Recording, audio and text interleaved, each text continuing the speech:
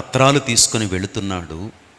దమస్కు మార్గములోకి వచ్చేసరికి మహిమగల దేవుడు, సర్వశక్తి గల దేవుడు పౌలుని దర్శించాడు.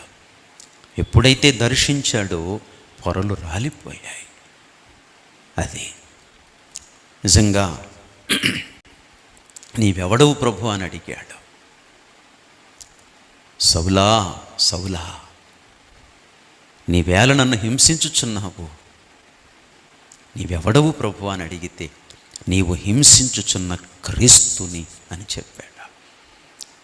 నిజంగా ప్రేమగల దేవుని దర్శనం ఎప్పుడైతే ఆ వ్యక్తికి ప్రత్యక్షమయ్యిందో, నిజంగా అతని జీవితంలో ఒక అద్భుతం ఏమిటంటే అవిధేయతలు, పతనాలు మొత్తం సరిచేయబడ్డాయి.